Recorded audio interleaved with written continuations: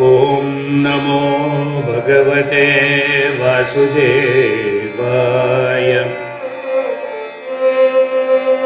ॐ नमो भगवते वासुदेवाय। ॐ नमो भगवते नारायणाय।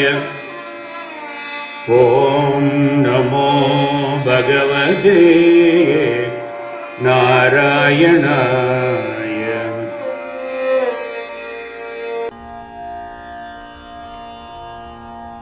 शुक्लांबरधरं विष्णुं शशिवर्णं चतुर्भुजं प्रसन्नवदनं ध्यायेत् सर्वविघ्नोपशान्तये। अनंत संसार समुद्रतार नौकायिताभ्यां गुरुभक्तिदाभ्यां वैराग्य साम्राज्यद पूजनाभ्यां नमो नमः श्री गुरुपादुकाभ्यां। अंजनानंदनं वीरं जानकी शोकनाशनं कपीशमक्षहन्तारं वन्दे लङ्काभयङ्करं। कृष्णाय वासुदेवाय देवकी नन्दनाय च नन्दगोपकुमाराय गोविन्दाय नमो नमः। यदङ्घ्रिपङ्केरुगरेणुलग्नं निपीय नीरं विमलन्तरङ्गः जानामि तत्त्वं निजमात्मरूपम्। जानामि तत्त्वं निजमात्मरूपम्। तं नौमि नारायणतीर्थमार्यम्। तं नौमि नारायणतीर्थमार्यम्।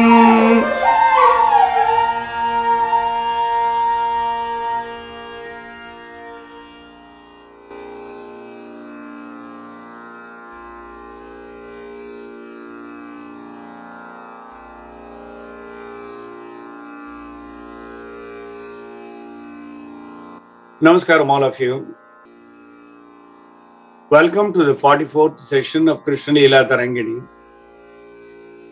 which will highlight primarily Sri Krishna's compassion to the Gopis, but also include the stern advice from Krishna to them about dharma,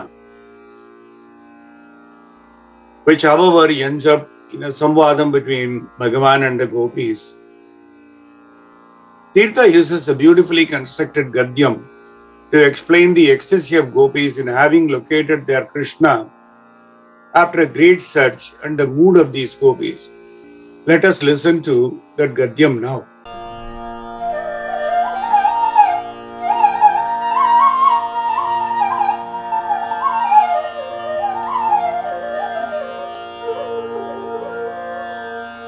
इत्थमन्योन्यस्नेहदया रसस्यन्दनद्रवीकृतचित्तवृत्तिविलास उल्लसित। इत्थमन्योन्यस्नेहदया रसस्यन्दनद्रवीकृतचित्तवृत्तिविलास उल्लसित विविध वाग्विलासवत्यो गोकुलपुरवरयुवत्यो गोविन्दं बृन्दावन समुज्जिन्त विपुलतर लक्ष्मी विलासलास्य रंगस्थलायमान रम्यवक्षो विशालपालादि सुंदर सर्वांगं स्वकान्तमालक्ष्य मदनमहीपति कार्मुक महामेघ समुद्गलित शरवर्षधारा इव निबिडतर वृन्दारण्य निगूढं नवनीतमुषं समासाद्य सकललोकाभीष्टफलं पलयन्तं विश्वम्भरमिव वर्षधाराः श्रुतयैव श्रोत्रियं समधिगताः सत्वरमा जग्मुगो नायनोत्पलानि च तस्मिन् श्रीनिवासे प्रसारयामासुः.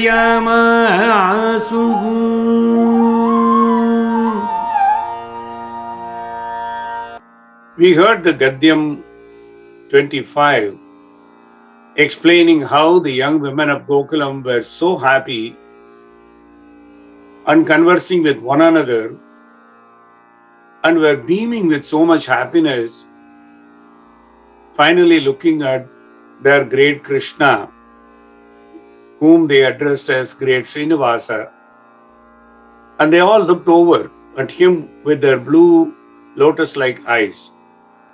Tirtha's description of the Gadyam has also been translated in the slide that you just now saw.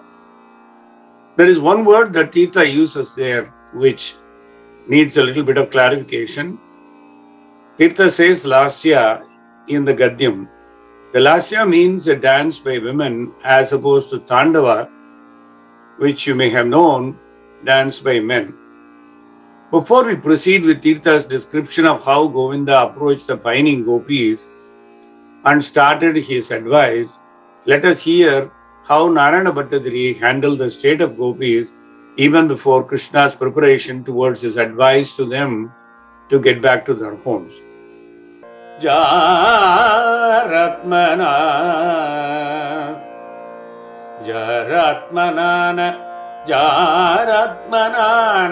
Paramatmataya Smarantyo Naryogataha Paramahamsagatim Shanena Jaratmanana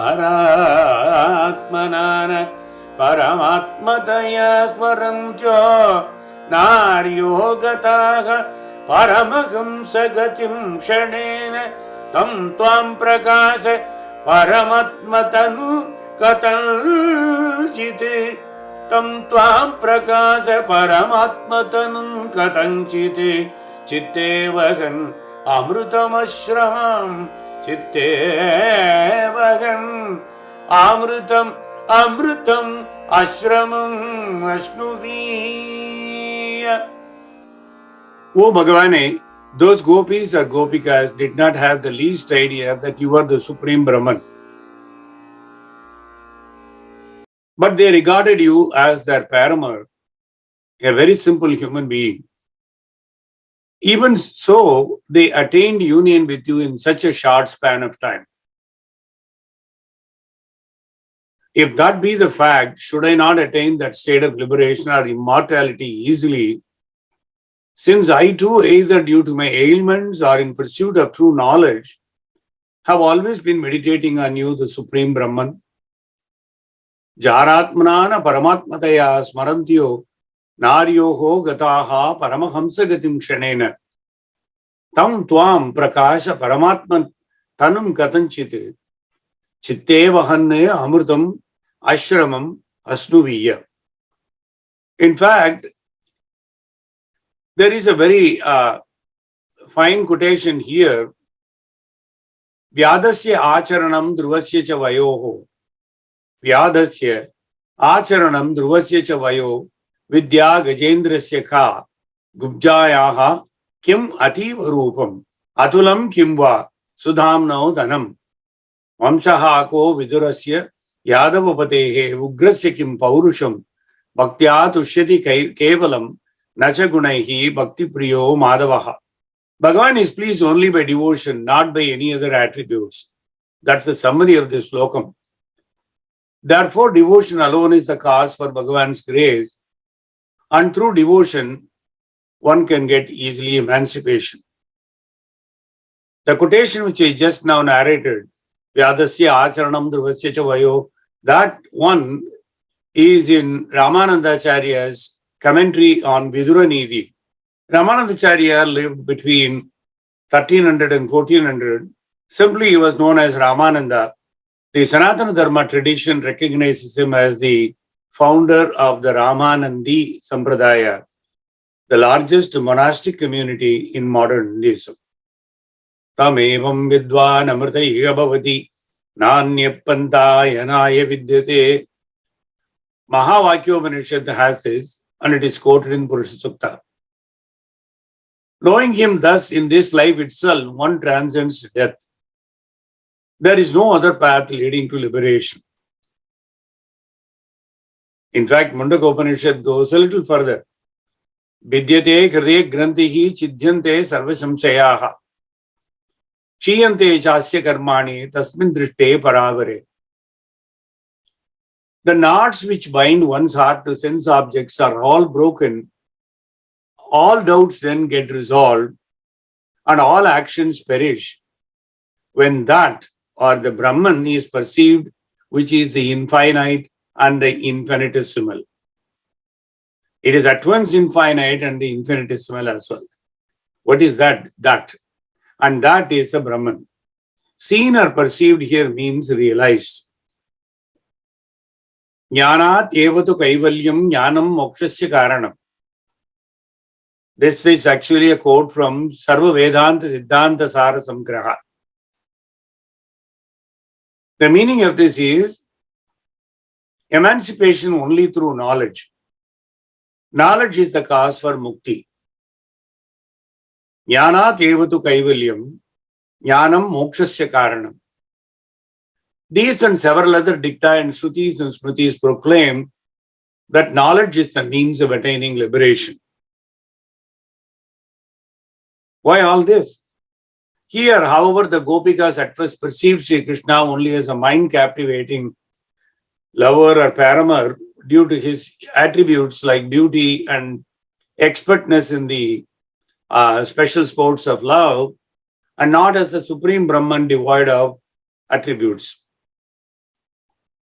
Even so, if knowledge is the means of attaining liberation, how is it that these uninitiated gopis easily experience emancipation, that which is attainable only by ascetics of the highest order after eons and eons of tapas?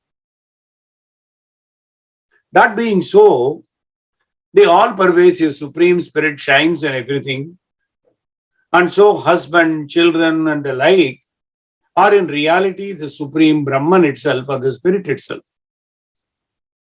And should all persons who devotedly serve them in the world also obtain emancipation? This is the question that will follow up of the prior analysis. The scriptural principle is that acquisition of real knowledge of Brahman alone will result in destruction of Maya or illusion around us, and that can lead to emancipation. That is why Jnanat evatu kaivalyam jnanam mokshasya karanam. That's the reason for highlighting this. So therefore, to say that the Gopikas attained emancipation by simple love for Krishna as paramour, without getting any knowledge that he is in fact the Supreme Brahman, or realization that he is the Brahman, is to render the scriptural principles absolutely meaningless. That was not the intent. This particular aspect seemed to bother Narayana Bhattacharya first, but he reconciled with the last slokam in Dasakam 65. So it says, Abhyagatabihi abhito vrajasundaribihi mugdasvidartha vadanaha karunavaloki nisima kanti jaladiswam avekshamano vishvaika hritya harame pavanesha rogan. Let us listen to this 9th slokam from Dasakam 65. अभ्यागताभिः अभितो व्रजसुन्दरीभिः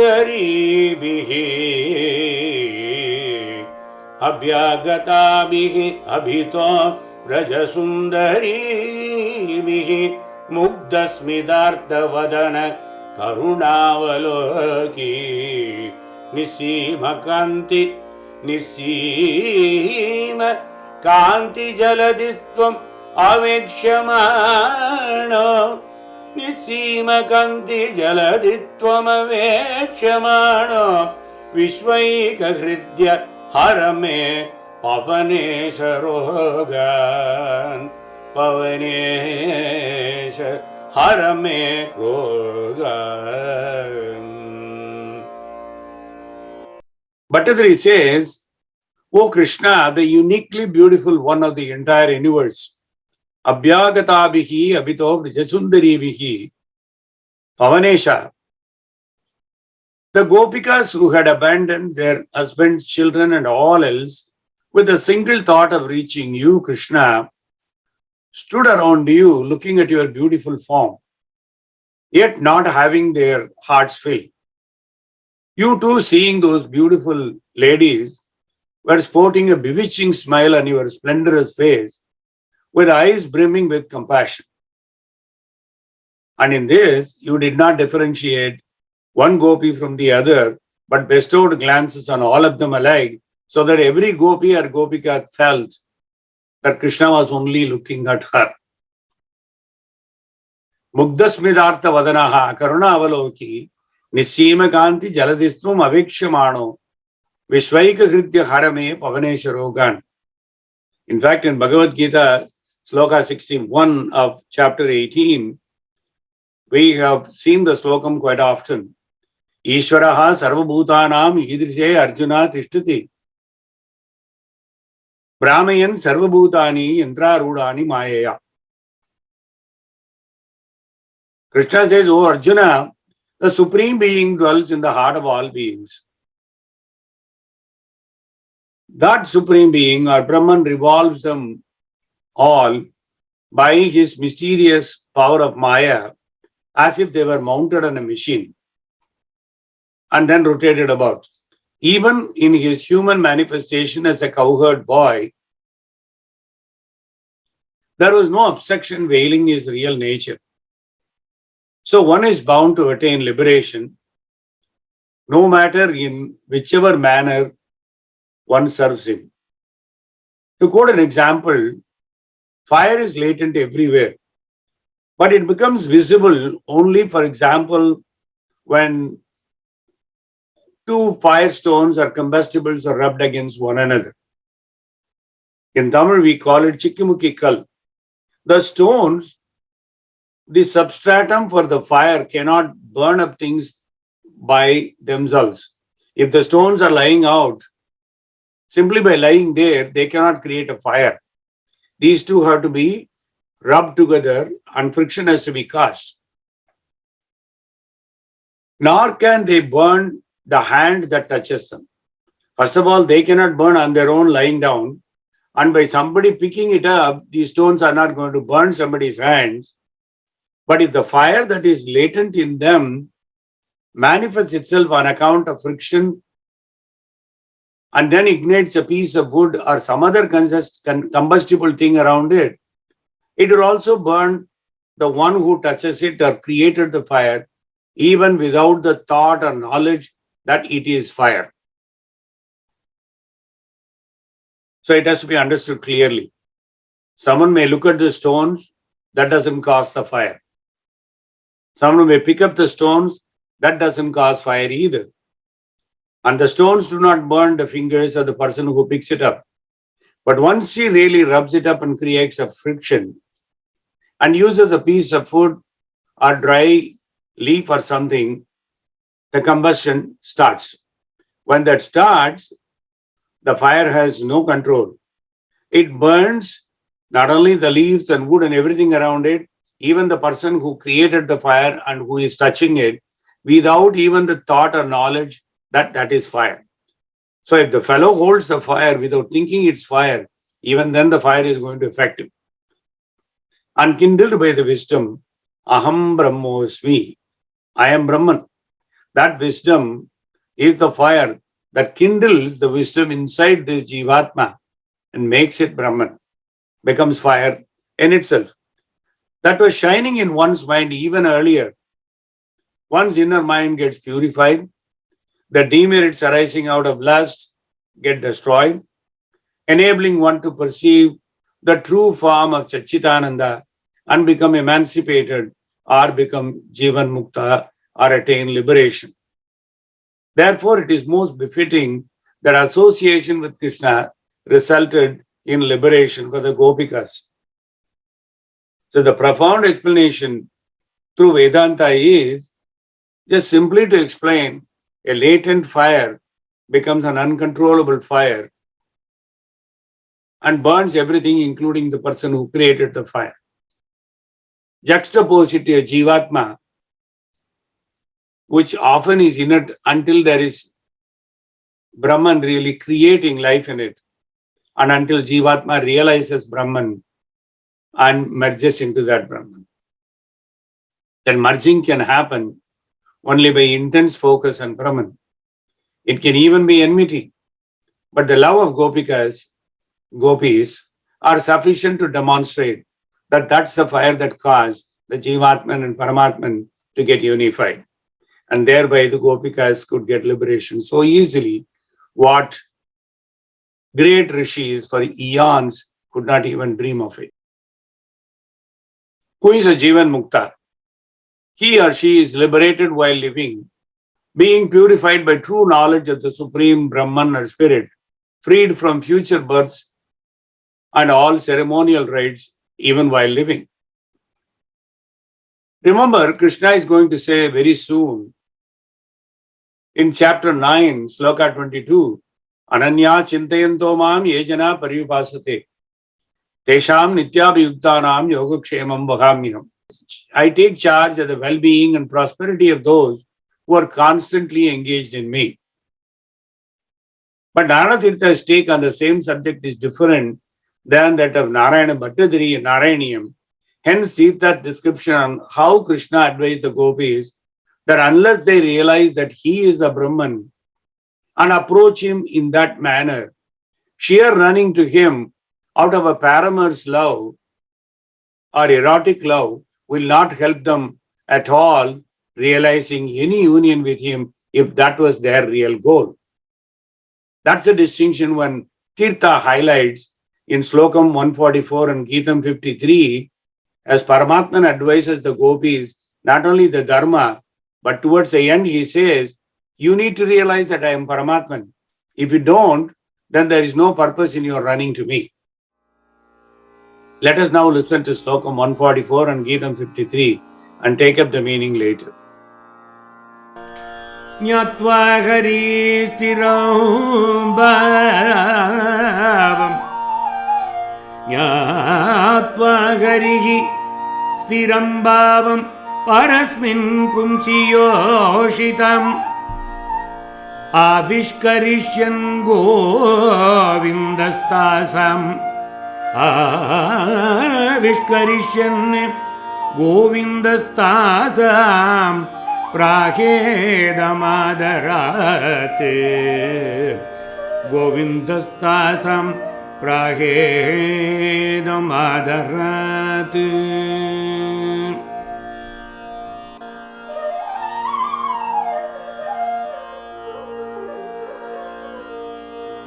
Vallavangana Gopîs Vallavangana Gopîs Vallavangana Gopîs Vallavangana Gopîs Ma Kalayata Dharmalangana Gopîs Vallavangana Gopîs Kalayata Dharmalangana Gopîs Vallavangana Gopîs Ma Kalayata Dharmalangana Gopîs Vallavangana Gopîs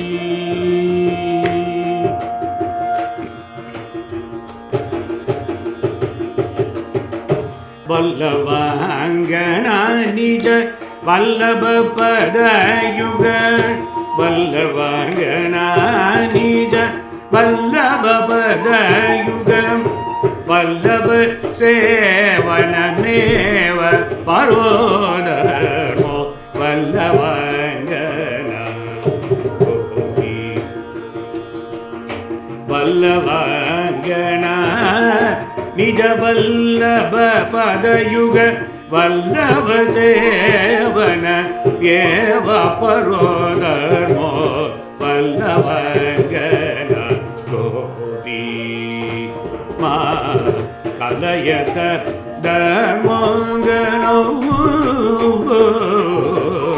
வல்லவங்கன மகோபி கலயத தர்மங்கனோ Gopi வல்லவங்கன Gopi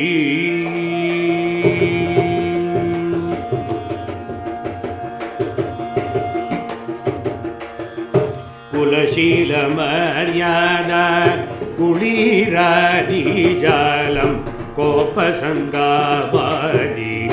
நிவிட கல்லோலம் அலமிக சம்சார ஜலதிமகமகிருதம் குலதர்ம சேதுரத தாரயதி பகுளோ வல்லவங்கன கோபி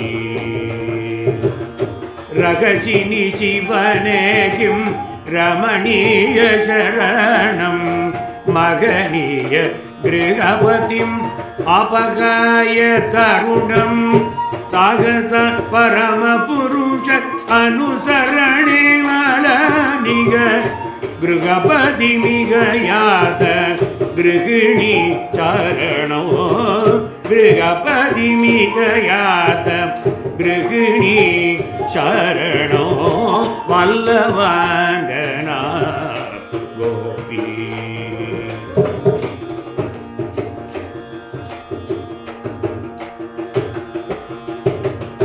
குருபந்து ஜனாவஜ்ஞ குத்சிதாச்சாரம்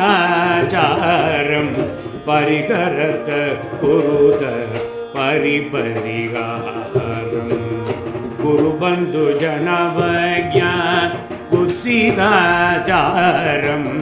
பரிகரத குருத பரபரிகாரம் त्वरयैव गृहमनुयात पादकबूदिं हरिवर्गमपि परि हस्तनिसारो त्वरयैव गृहमयुज्यात पादकबूदिं हरिवर्गमपि परि हरदनिसारो वल्लभाङ्गना गोपी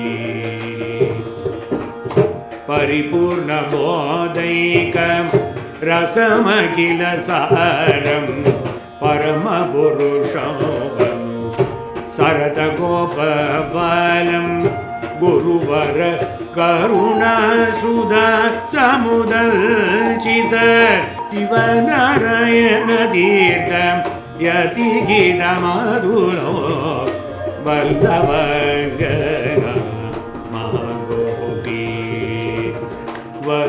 वल्लभाङ्गना मा गोपी गोपी गोपी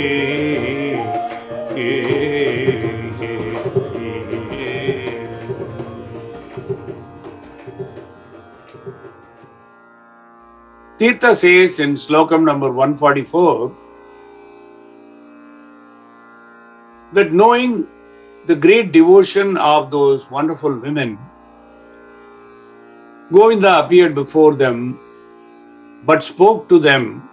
When he spoke to them sternly, strict advice, he also had so much compassion in his words. Govinda says to the gopis, please do not disregard your dharma. And then he goes elaborately as to what their duty or dharma is. If one were to closely analyze the moods of Tirtha and Bhattadri and zoom out to touch upon Sukha Brahman's detached yet passionate descriptions of these most important aspects of Krishna Leela, it will become a lot easier to understand why two of the three incarnations of Krishna Dvaipayana, also known as Vedavyasa in Kali Yuga. When I say three incarnations of Vedavyasa, I mean Bhakta Jayadeva and Kshetraya in Kali Yugam, people can appreciate their work, their literary work, because they also appreciated Krishna Leela mostly through Rasa Leela. The third incarnation of Vedavyasa, Sri Narayana Tirtha, was known as Yogi Varya. I have said this in an earlier session as well.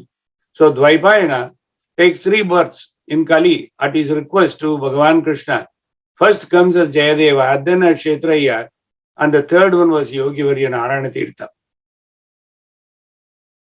And thereby, when Narayana Tirtha analyzed this Krishna Leela, he was less elaborate on the rasa part of it and lot more elaborate on the Vedantic part of it. A slight detour becomes essential before we proceed with the most important Rasa Leela and appreciate the context first.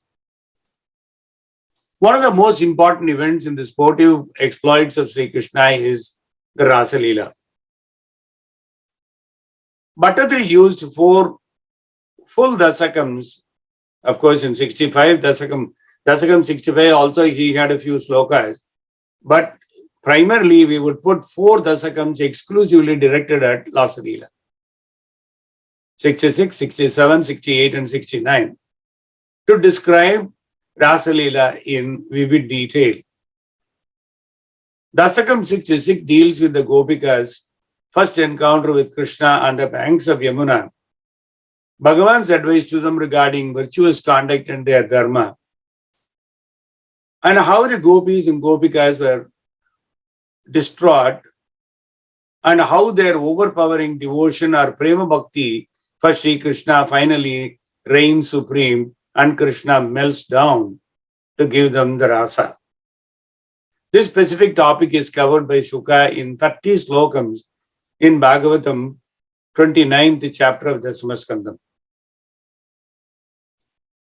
As most of you, the permanent members and regular attendees of this satsangam from inception know, from prior sessions in Bhagavatam, Sutta Pauranika clarified to the assembled Munisreshtas that both Narada and Vedavyasa are 2 of the 22 prominent incarnations of Mahavishnu in Srimad Bhagavatam first canto.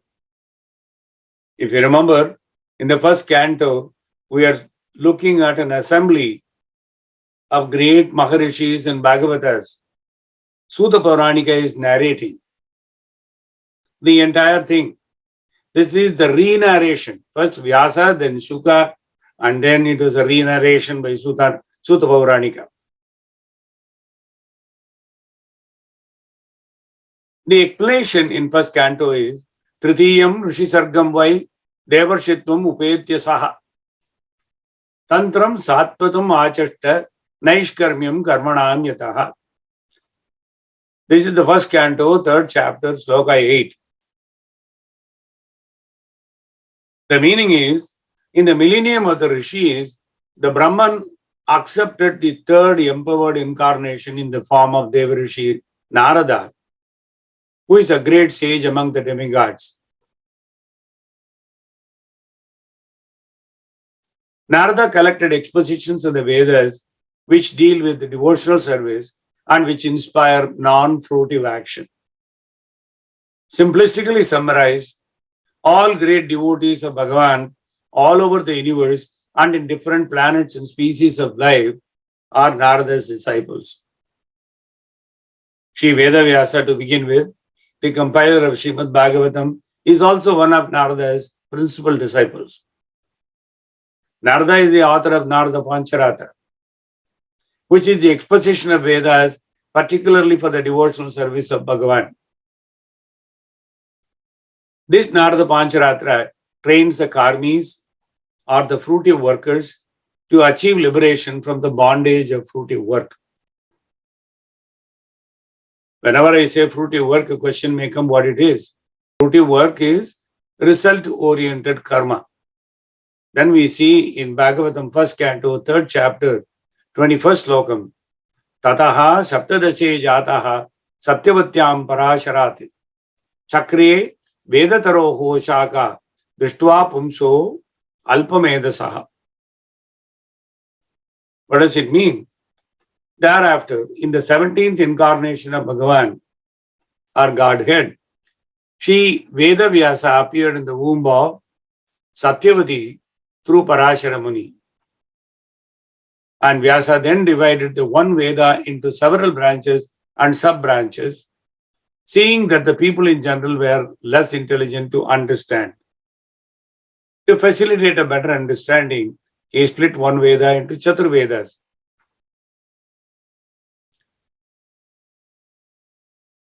Are we getting different version of the Chaturvedas? No, this is the origin. Originally, the Veda was one, or is one. But Sri Vyasa divided the original Veda into four, namely Sama, Yajur, Rig, Atharva. And then again, they were explained in different branches like the Puranas and the Mahabharata.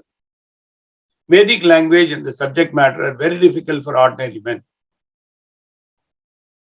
They are understood by the highly intelligent and self-realized Brahmanas. I give an adjective here again, not by all Brahmanas. Highly intelligent and self-realized Brahmanas who are selfless to impart knowledge to the rest of the communities. Only they could understand Vedas. But the present age of Kali is full of ignorant people, including those who claim to be Brahmins, born of a Brahmin parent. Ajnana is common to all of them. Even those who are born through a Brahmana father are in the present age no better than the Shudras or the women who were, regrettably, originally precluded from acquiring such knowledge. Again, Dvija is somebody who is twice born, but all the three categories which were described as Brahmana, Kshatriyas and Vaishyas were known as Dvijas. They were second born because they were expected to undergo a cultural purificatory process known as samskaras. If they are not taught samskaras, the Dvijas are no better. They have to undergo the cultural purificatory process.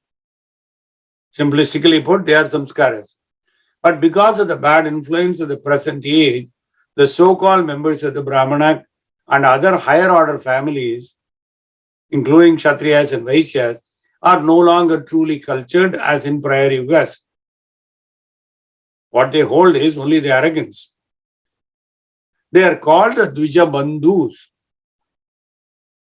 People who have not really had that formal Brahmatvam, who have not learned despite being inducted into samskaras, who still remain in Ajnana, are known as Dvija Bandhus, or the friends and family members of the twice born. But these Dvija Bandhus are classified amongst the Sudras and the women who are precluded from reading those scriptures. Quite often people think that women are classified along with Sudras. It's true historically, but that is because of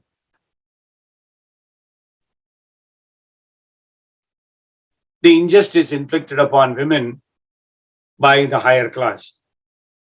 Sri Vyasa therefore had to divide the Vedas into various branches and sub-branches for the sake of the less intelligent classes or masses like the Dvija Bandhus, Shudras and women. In fact, in Dharma-shastra and in many other literature, they classify Dvija Bandhus, Shudras and women in one line. So Dvija Bandhus are no different than Shudras who are uninitiated. Keeping this in mind, we may enjoy this most important aspect of Krishna Leela in several sessions with the help of many other works of great saints and kavis who came after Shuka through the first several centuries of Kali Yuga.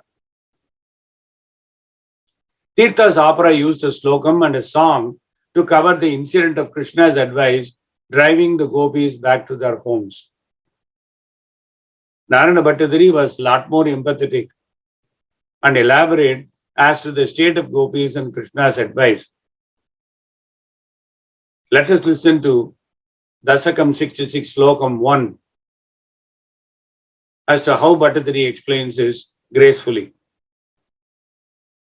Upayatanam sudrusam kusumayuda bhanapada vivashanam avivanchitam vidatum kritamatirapiта jagada vamam iva. Let's listen now.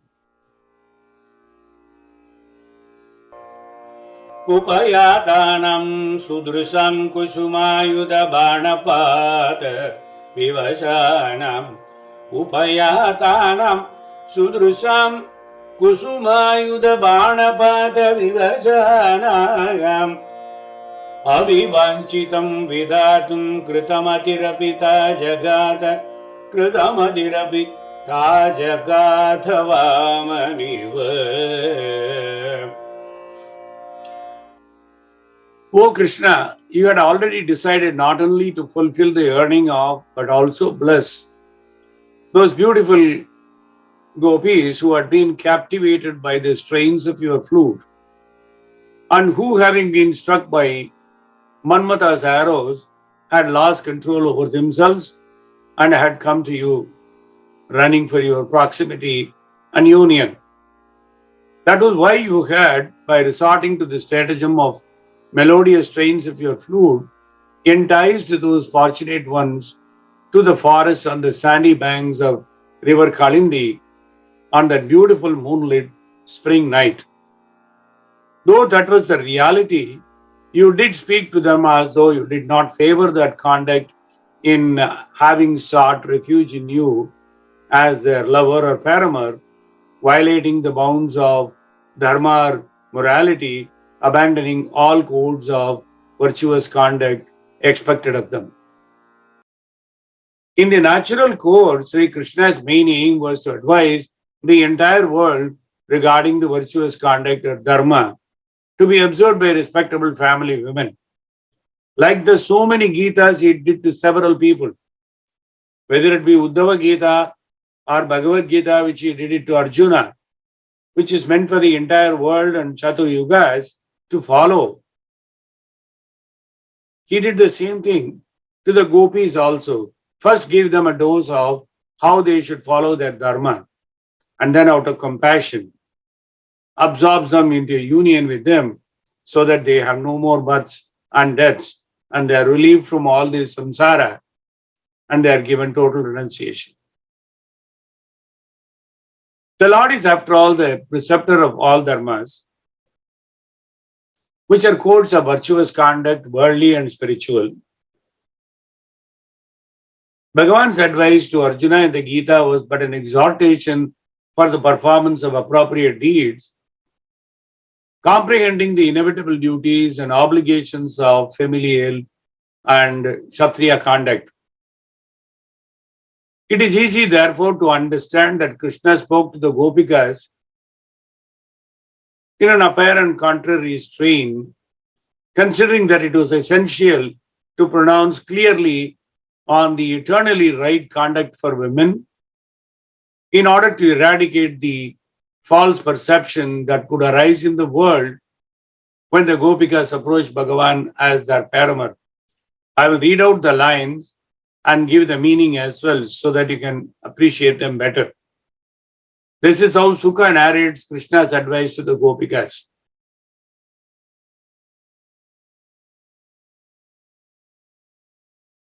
Swagatam vo mahabhagaha priyam kim karvani vaha prajasyanāmayam kachit bruta agamana karanam. Sloka 18. Oh, most fortunate ladies, welcome, welcome. What can I do to please you? Swagatam vo mahabhagaha priyam kim karavani vaha. Is everything well in Braja?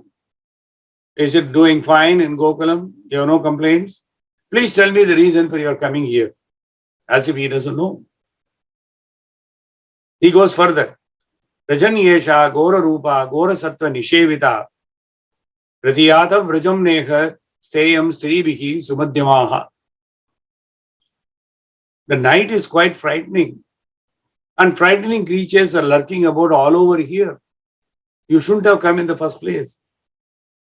At least now you have an opportunity. Return to Braja, O slender-waisted girls. This is not a proper place for women. Mataraha, pitaraha, putra, bhrataraha, patayashavaha. Vichinvanti hi apashyanto ma krudvam bandhu sadvasam. Not finding you at home, your mothers, fathers, sons, brothers, and husbands are certainly searching for you now, I know. Don't cause anxiety for your family members by being away from them. Run back, run back. Drishtam manam kusumitam rake shakara ranjitam. Yamuna nila leelai jat tarupallava shobhitam. Now you have seen this Vrindavana forest full of flowers and resplendent with the light of the full moon. You have seen the beauty of the trees with their leaves trembling in the gentle breeze coming from the Yamuna. Well, you have had your heart's fill. You have enjoyed everything now. Yatama chiram goshtam sushrushatvam patin satihi. Krandanti vatsa balasya tan payayata dukhyata. Okay, having accomplished what you wanted to do, since you have seen the beautiful forest with the light of the full moon, now it's time for you to go back to the cowherd village. Don't delay. Remember, you are cowherd girls. Remember your level. Remember your dharma, your duties. Don't delay. You are wonderful women, chaste ladies. Remember that as well. Serve your husbands and give milk to your crying babies and calves. Finally, I don't know why Sukha used this particular term. Krandanti vatsa balache tan payeta dukhyada. Adara kondeki paal kudunga pongo. Take care of your husbands. This is how Krishna gives advice. At least Bhattadari was a little more empathetic in his message, which we saw now. But Sukha was direct. Let us now listen to Bhattadari, how he addresses it in Sloka 2 of Dasakam 66. Gaganagatam muninivagam shravaitum Gaganagatam muninivagam shravaitum Jagita kulavadu dharmam Dharmyo kalute vachanam Karmatu no nirmalasya viswasyam. O Bhagavane, the gods and sages had assembled in numbers in the heavens to witness the festival of Rasa Leela. You did speak about the code of conduct of chaste and faithful women in order that the gods and sages might hear your words and carry it for the entire Yuga to follow. You are not affected by merits born of good deeds or by sins born of bad deeds. We know that. One should, of course, rely on and act in accordance with the words which are always in conformity with Dharma of you who are pure and blemishless. However, if on occasions one feels that your deeds deviate from or transgress Dharma apparently, such deeds are not at all meant to be authorities or examples for emulation by others. Gaganagatam muninivagam Shravaitum Jagadita Kulavadu Dharmam. That part is meant for all the people who are watching and listening. Dharmyam kalute vachanam karmatu. Dharmyam kalute vachanam karmatu no nirmalasya vishwasyam. Dharma vyatikramo drushta ishwaranam cha sagasam. Tejiyasam na doshaya vannehe sarvabhujo yatha. Sukha says in the Samaskandam, chapter 33, Sloka 29, the status of supreme controllers is not harmed by any apparently audacious transgression of morality. We may find fault in them, for they are just like fire, which virtually devours everything fed into it and yet remains unpolluted. Nobody can attribute any pollution to fire because it burns everything that it comes in its way. Tejiyasam na doshaya vannehe sarvabhujo yatha.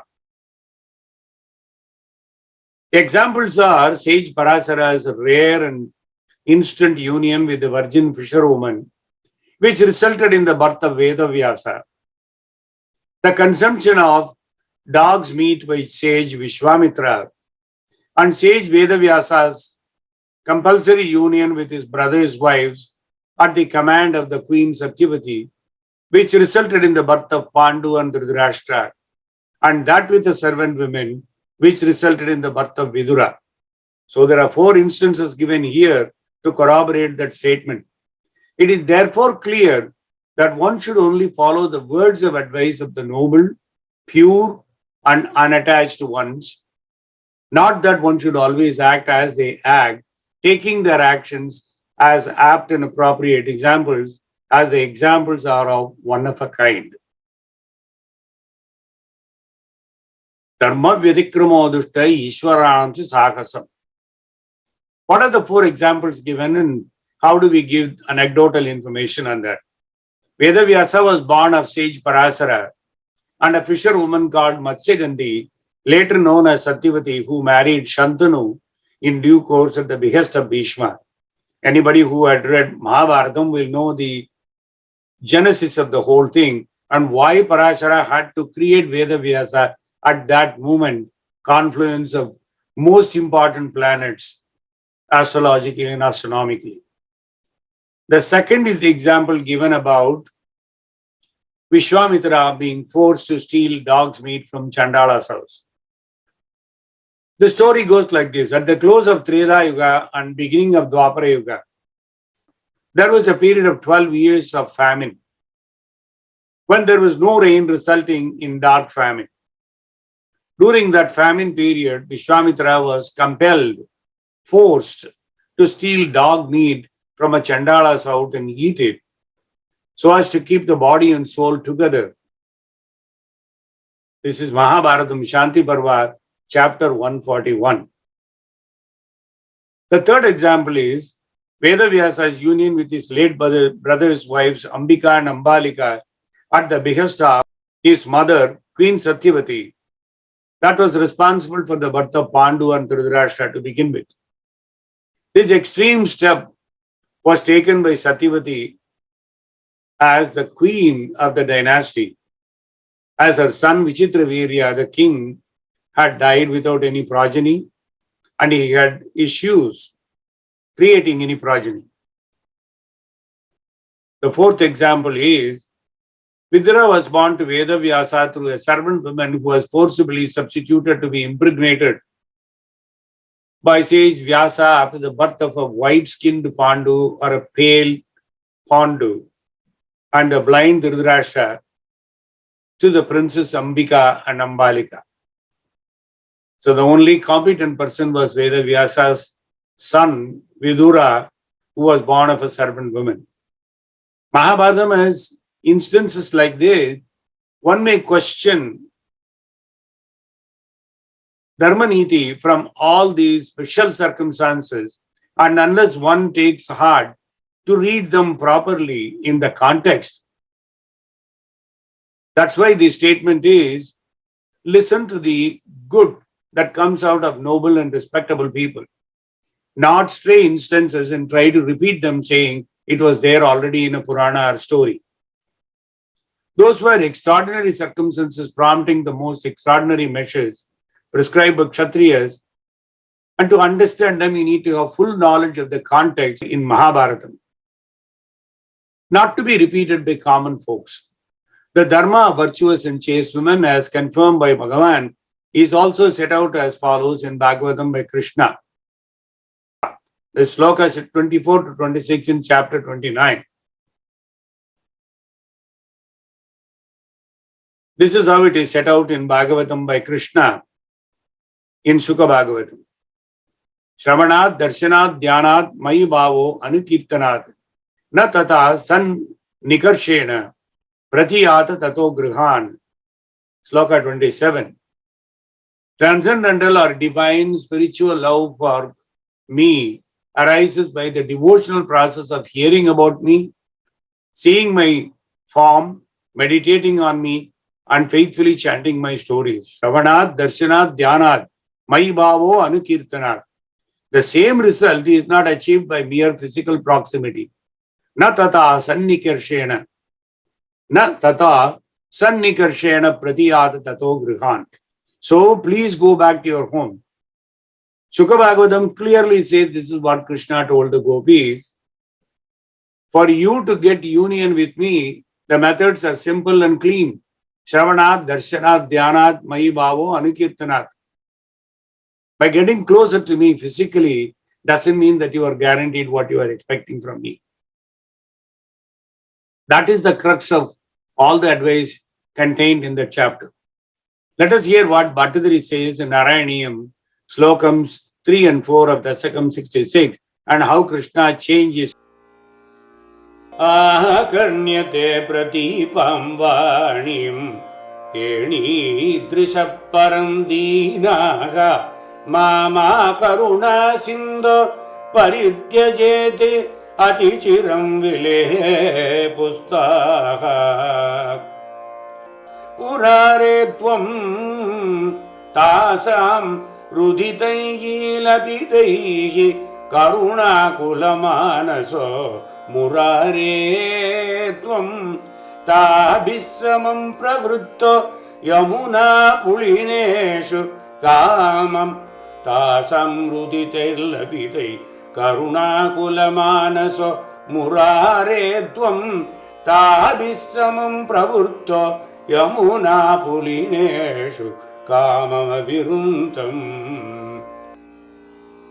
Bhattadri says in Sloka 3 and 4, as you just now saw, O Bhagavane Krishna, when the Gopis heard your words, preaching them Dharma and asking them to go back, they reacted.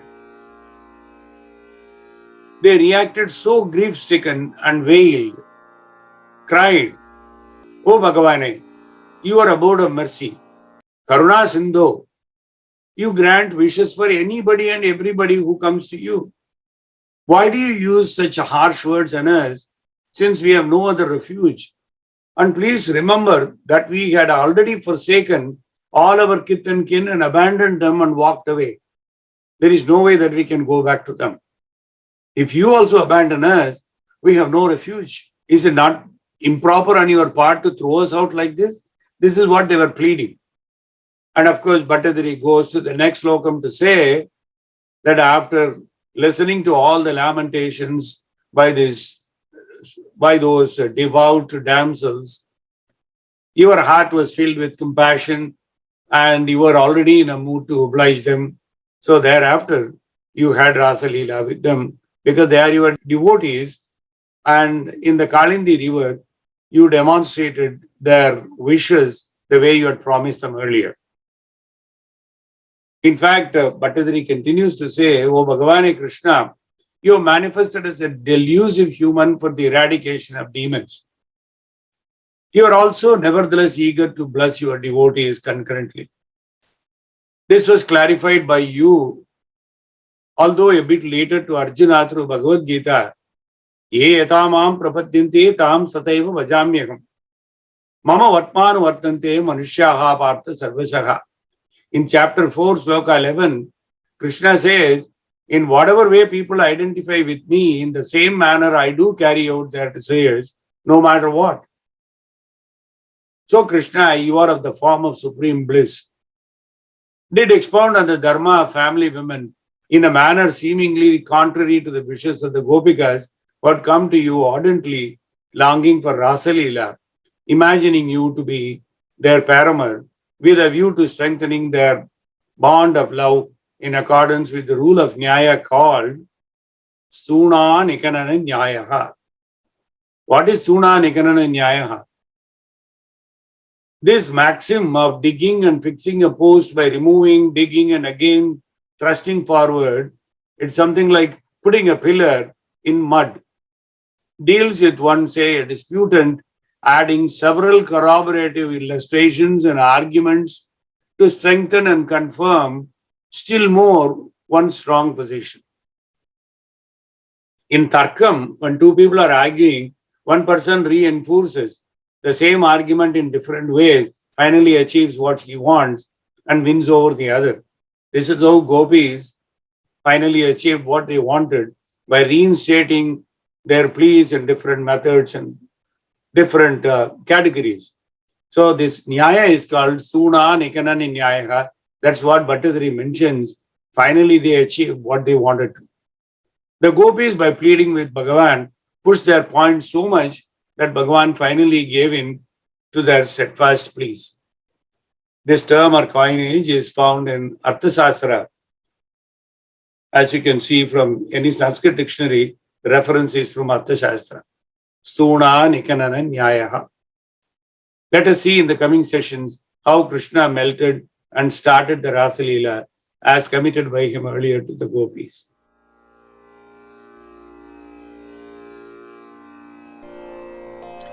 Narayana Narayana Narayana Narayana Narayana Narayana Narayana Narayana Narayana Narayana Narayana Narayana